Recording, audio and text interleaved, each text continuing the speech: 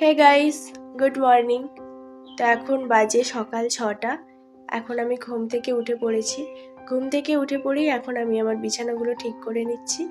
বিছানা ঠিক না করলে সারা দিনটা কেমন যেন অস্বস্তি লাগে।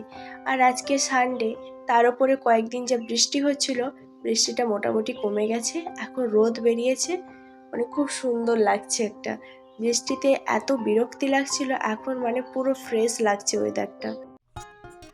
বলতে বলতে আর কদিন পরেই হচ্ছে দুর্গাপুজো। এখন সবার চলছে স্কিন কেয়ারিং, হেয়ার কেয়ারিং, তার সঙ্গেও যেটা আমাদের দরকার সেটা হচ্ছে বডি কেয়ার করা। তার জন্য আমি এখানে নিয়েছি উষ্ণ গরম জল আর লেবু আর হচ্ছে মধু। তো এটাই হচ্ছে আমার ডেলি রুটিন। আমি এভরিডে ঘুম থেকে উঠে এটা খাই। এটা খেলে কেন জানি না আমার খুব ফ্রেশ মনে হয়।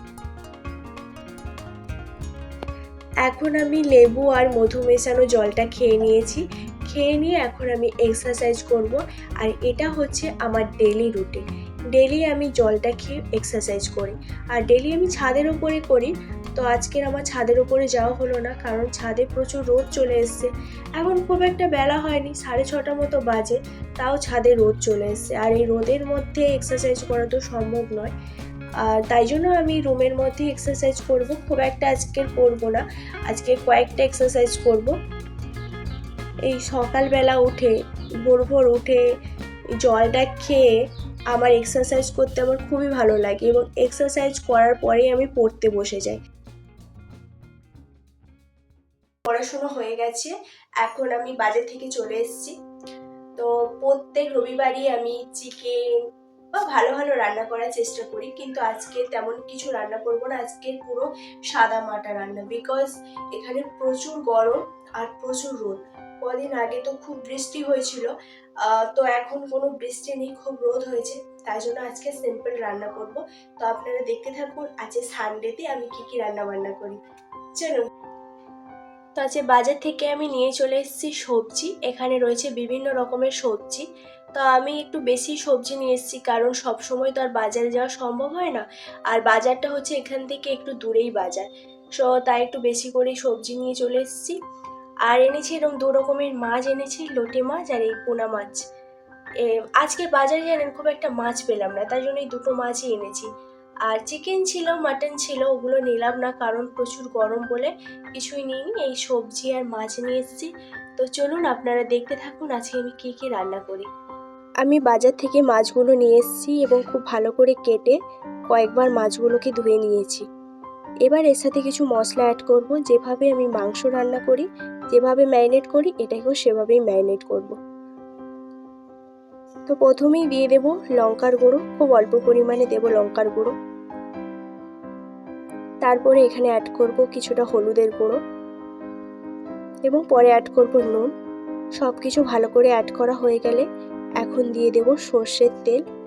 সর্ষের তেলটা ভালো করে মেখে একসাথে 4টে জিনিসকে ভালো করে মিক্সড করে কিছুক্ষণ ম্যারিনেট করে এটাকে আমি ঢাকা দিয়ে কিছুক্ষণ রেখে দেব। এটাকে ম্যারিনেট করলে যখন আমি রান্না করব এখান থেকে যেটুকু জল আছে ওইটুকু জল বেরিয়ে যাবে। তো রান্না করার সময় তার জন্য কোনো অসুবিধা হয় না। তাই আমি এভাবেই রান্না করি। আমার মাকে দেখেছি এরকম রান্না করতে, তাই আমি এরকম রান্না করি। আগে লোটে মাছটা আমার অতটা পছন্দ হতো না, তবে এখন লোটে মাছটা আমার খুব ভালো লাগে। লোটে মাছটা রান্না করার জন্য প্রথমে পেঁয়াজ কুচি, আদা রসুন পেস্ট, টমেটো কুচি, হলুদ গুঁড়ো, লঙ্কা গুঁড়ো দিয়ে ভালো করে এটাকে মিক্সড করে নেব।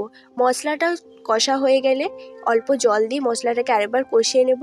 তারপর লোটে মাছ দিয়ে দেব, তারপর সামান্য একটু নুন দেব। তো লোটে মাছে আমি আলাদা করে জল অ্যাড করব না, লোটে মাছ থেকেই জল বেরোবে। যতক্ষণ না লোটে মাছ থেকে জল বেরোচ্ছে ততক্ষণ এটাকে আমি কষতে থাকবো।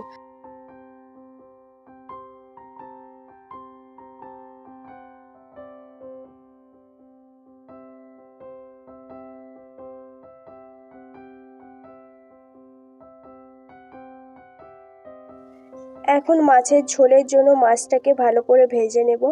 এখন মাছগুলো দিয়ে দিয়েছি এবং পটল আলু সব একসঙ্গে আমি ভেজে নেব। আজকে রান্না করব পটল আলু আর মাছ দিয়ে ঝোল। ফার্স্ট টাইম করছি পটল আলু মাছ, কোনোদিনও করিনি। আমার সব কিছু রেডি হয়ে গেছে।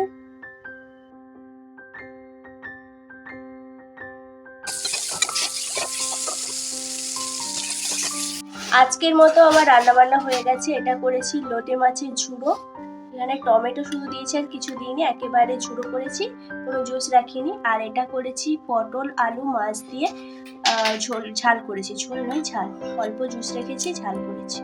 গরম তাই সাদামাটাই তরকারি। আমার রান্নাবান্না শেষ হয়ে গেছে, এখন আমি খেতে বসে পড়েছি। আজকের ভিডিওটা আমি এখানেই শেষ করলাম। দেখা হবে আবার অন্য কোনো ভিডিওতে। আপনারা ভালো থাকবেন, সুস্থ থাকবেন, টাটা।